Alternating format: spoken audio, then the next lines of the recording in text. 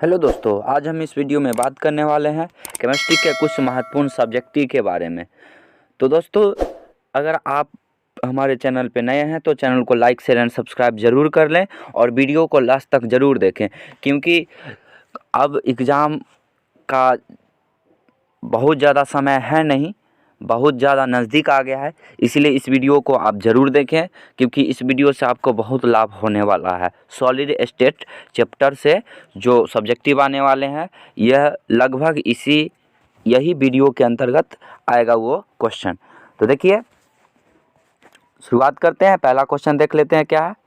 पहला question, most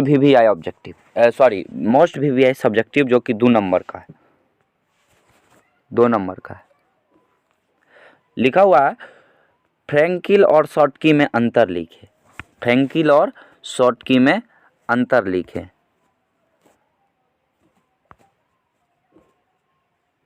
Franklin और Schottky में अंतर कह रहा है लिखने के लिए।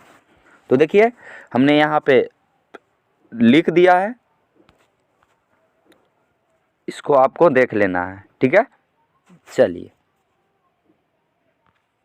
जूम करके देख लेते हैं।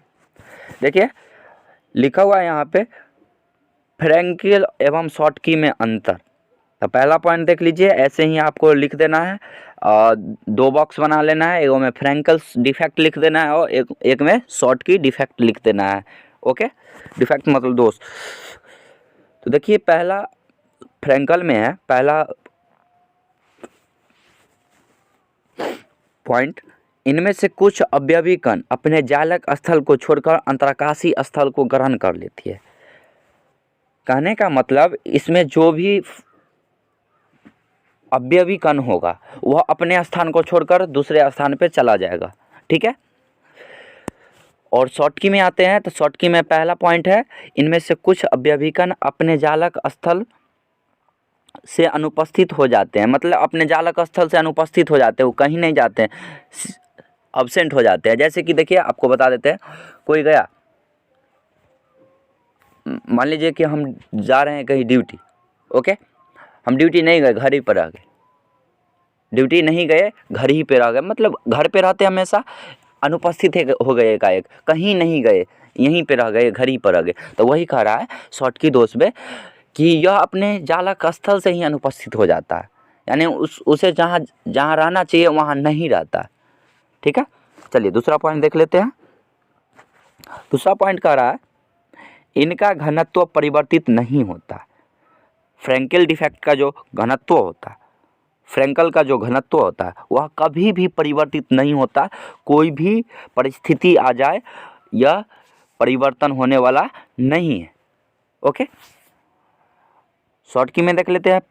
दूसरा पॉइंट, इनका घनत्व परिवर्तित होता है, मतलब कि कोई भी माध्यम में ले जाइए इसको, इसका घनत्व परिवर्तित हो जाएगा। जैसे कि गर्मी के महीना में कुछ और रहेगा, ठंडी के महीना में कुछ और, बरसात के महीना में कुछ और, मतलब कि बदलते रहता है वायु के अनुसार, समय के अनुसार, ये सारे चेंजेस आते रहते हैं। किसके घनत्व में? तो शॉटकी के घनत्व में। क्लियर है?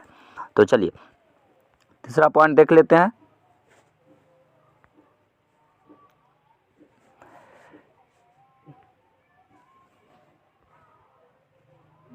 देखिए तीसरा पॉइंट क्या है।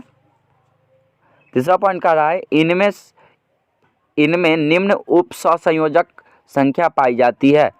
इनमें कम उप सहसंयोजक संख्या पाई जाती है। किनमें? तो फ्रैंकल में। इनमें कम उप सहसंयोजक संख्या पाई जाती है, निम्न उप सहसंयोजक संख्या पाई जाती है। दूसरा है फ्रैंकल का तीसरा, देख लीजिए, इनमें उच्च उप सहसंयोजक संख्या पाई जाती है। मतलब कि शॉटकी का तीसरा पॉइंट क्या कर रहा है, इनमें उच्च, मतलब कि फ्रैंकल में निम्न पाया जाता है, कम पाया जाता है, और शॉटकी में बहुत ज़्यादा पाया जाता है। क्या? उप सहसंयोजक संख्या, मतलब कोऑर्डिनेशन नंबर। क्लियर है? चलिए चौथा पॉइंट देख लेते हैं। चौथा पॉइंट कह रहा है, ये कम अस्थाई होते हैं।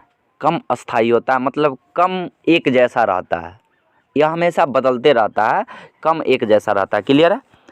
और शॉटकी कह रहा है कि ये अधिक अस्थाई होता है, मतलब कि यह बहुत ज़्यादा स्ट्रांग होता है, बहुत ज़्यादा अस्थाई रहता है। यह एक ही जगह पे एकदम उपस्थित रहता है। क्लियर है? चलिए लास्ट पॉइंट देख लेते हैं। इसे अंतराकाशी दोष कहते हैं। इसे क्या कहते हैं? अंतराकाशी दोष, क्योंकि अपने अंतराकाशी स्थल को छोड़कर दूसरे स्थल पे चला जाता है, इसीलिए इसको अंतराकाशी स्थल कहते हैं। और ये कहता है कि अपने स्थान को छोड़ देता है, मतलब इसे रिक्तिका दोष कहते हैं। क्या कहते हैं? रिक्तिका दोष कहते हैं। क्या कहते हैं? रिक्तिका दोष कहते हैं। क्लियर है? चलिए पहला ये 2 नंबर फिक्स है, इसका आने की संभावना बहुत ज़्यादा है, इसलिए मैंने इसे बता दिया। इसको भी आई नहीं, भी आई कहिए। ओके, तो चलिए दूसरा क्वेश्चन देख लेते हैं।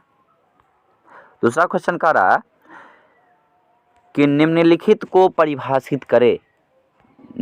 निम्नलिखित को परिभाषित करे। अनुचुंबकीय क्या है, प्रतिचुंबकीय क्या है, लौह चुंबकीय क्या है और प्रतिलौह चुंबकीय क्या है। ये 5 नंबर में आपको आ सकते हैं। 2 नंबर में तो आएगा ही, 2 नंबर में आएगा तो 2 लिख देगा कि अनुचुंबकीय क्या है, प्रतिचुंबकीय क्या है, दोनों का परिभाषित करें। ठीक है, ऐसा लिखा कि निम्नलिखित का को परिभाषित करे तब 5 नंबर में पूछेगा। कितना नंबर में पूछेगा? 5 नंबर में। तो इसको भी जरूर देखिए आप। ठीक है, देख लीजिए। देखिए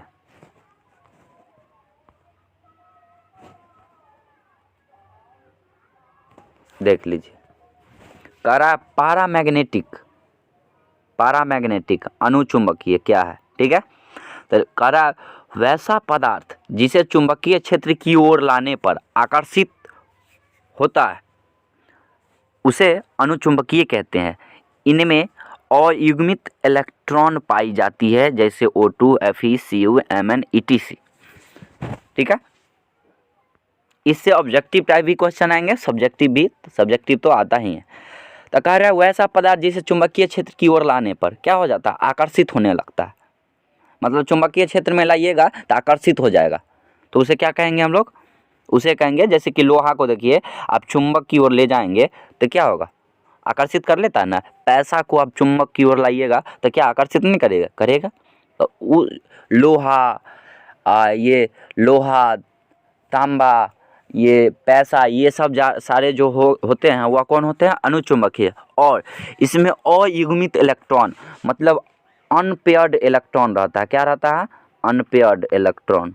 अनपेयर्ड इलेक्ट्रॉन, अयुग्मित इलेक्ट्रॉन। तो इसका जब इलेक्ट्रॉनिक विन्यास लिखिएगा, जैसे हम लिख देते हैं, देखिए ऑक्सीजन का देख लीजिए, ऑक्सीजन का देख लीजिए। पहले इलेक्ट्रॉनिक विन्यास लिखिएगा तो क्या होगा? 1s2, 2s2, 2p, कितना? 4, 4 4 8 हो गया। अब देखिए S के लिए क्या गो डब्बा? एगो डब्बा।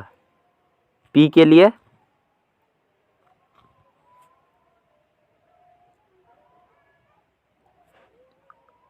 3 डब्बा। क्लियर है? देख लीजिए, S में 1 रहेगा। पहले पूरा को क्लॉकवाइज दे देते हैं, तो 1 इलेक्ट्रॉन, 2 इलेक्ट्रॉन, 3 इलेक्ट्रॉन, 4 इलेक्ट्रॉन। अब फिर ऐसे करेंगे, कितना हो गया? 5 इलेक्ट्रॉन, 6 इलेक्ट्रॉन, 7 इलेक्ट्रॉन, 8 इलेक्ट्रॉन।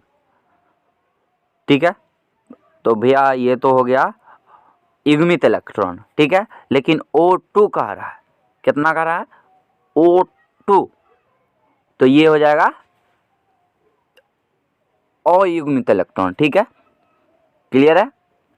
अगर ये समझ में नहीं आया तो लोहा को देख लीजिए, कॉपर को देख लीजिए। कॉपर कितना में है? तो कॉपर 29 में है। इसको देख लीजिए, 1s2, 2s2, मतलब कि 9 आता है।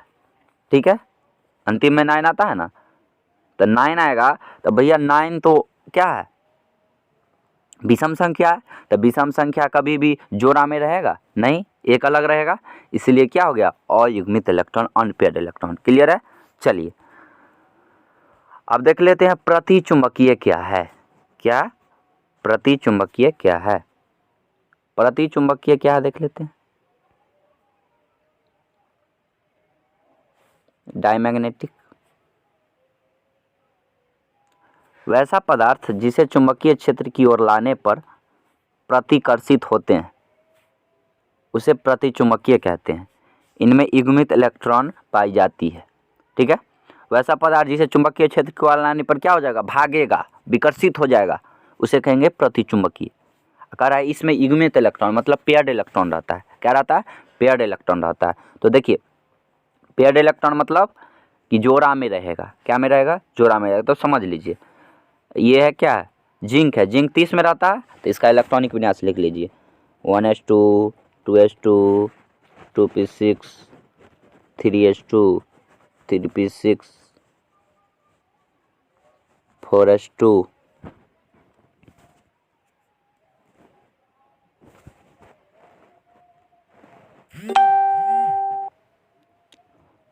उसके बाद देख लीजिए, पहले गिन लेते हैं तो 2 2 4 6 10 10 8 18 2 20 और 3d 10। क्लियर है। तो देखिए इसके बाहरी कक्षा में क्या कोई इलेक्ट्रॉन रहा, अरे यार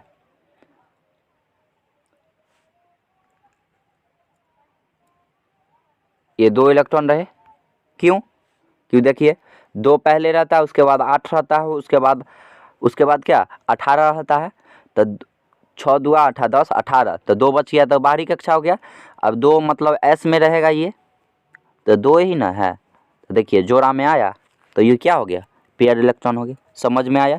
उसी प्रकार पहले बता दिए थे क्या, लोहा, लोहा कितना में होता है 27 में, क्या चीज़ का, तो अनुचुंबकीय का 27 में। ऐसे भी आप समझिए ना कि भैया जिसका विषम होगा, अगर चार्ज नहीं लगा हुआ है, अगर किसी एलिमेंट पर चार्ज नहीं लगा हुआ रहेगा तो आप उसके इलेक्ट्रॉनिक नंबर के आधार पर भी क्या कहते हैं, एटॉमिक नंबर के आधार पर भी आप उसको जांच कर सकते हैं कि कौन अनुचुंबकीय है और कौन प्रतिचुंबकीय है। जैसे देखिए लोहा, लोहा 27 में है तो वह क्या है, 27 क्या विषम संख्या या सम संख्या, विषम संख्या। तो यह कभी जोड़ा में नहीं रहेगा। ठीक है, तो जोड़ा में नहीं रहेगा। क्यों, क्योंकि 13 दूना 26, एक बच जाता है, अकेला हो जाता है, तो वह हो जाएगा अनपेयर्ड इलेक्ट्रॉन मतलब अनुचुंबकीय, जो कि लोहा चुंबकीय क्षेत्र में ले जाएंगे तो आकर्षित हो जाएगा। और देखिए प्रतिचुंबकीय में डिफरेंस पाने के लिए ये हमेशा जोड़ा में रहता है। जैसे देख लीजिए जिंक 30 में, कॉपर 29 में और एक प्लस चार्ज है, मतलब कि एक प्लस एक इलेक्ट्रॉन को खो रहा है, किसी को दे रहा है, तो इसका अब 28 हो जाएगा, ये भी जोड़ा में आया। अब देख लीजिए एस्केडियम, एस्केडियम कितना में रहता है, तो 21 में रहता है, 3 गो त्याग कर रहा है तो 18 गो बचेगा, ये भी जोड़ा में आएगा। तो समझ में आया, चलिए गुड, समझ में आ गया तो आगे बढ़ते हैं।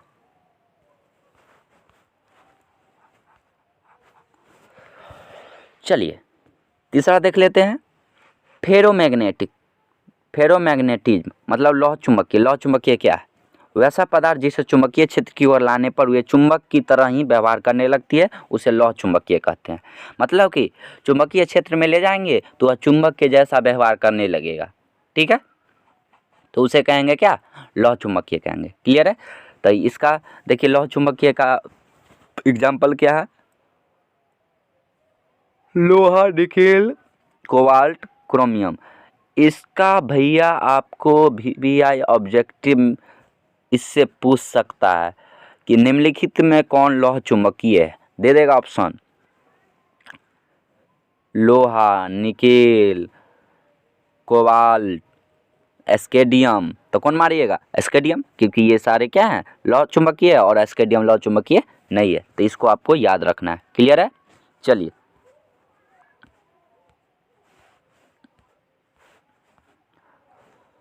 लास्ट क्वेश्चन देख लेते हैं क्या है, एंटी फेरोमैग्नेटिज्म मतलब प्रतिलौह चुंबकीय वैसा पदार्थ जिनका चुंबकीय आघूर्ण शून्य होती है। चुंबकीय आघूर्ण कितना होता है, शून्य होता है, उसे प्रतिलौह चुंबकीय कहते हैं। इनमें चुंबकीय आघूर्ण की संख्या संरेखन विपरीत दिशा में तथा समान होती है। ठीक है, इसका जो चुंबकीय आघूर्ण होगा कितना होगा, तो शून्य के बराबर होगा। ठीक है, तो उसको कहेंगे प्रतिलोह चुंबकीय। क्लियर है? तो देखिए इसका एग्जाम्पल क्या है, MnO, MnO2, Mn2O3, ये एग्जाम्पल याद रखिएगा। तो चलिए दोस्तों, आज के लिए बस इतना ही, फिर मिलते हैं अगले वीडियो में। अगर आपको हमारा वीडियो अच्छा लगा हो तो लाइक शेयर एंड सब्सक्राइब जरूर करें।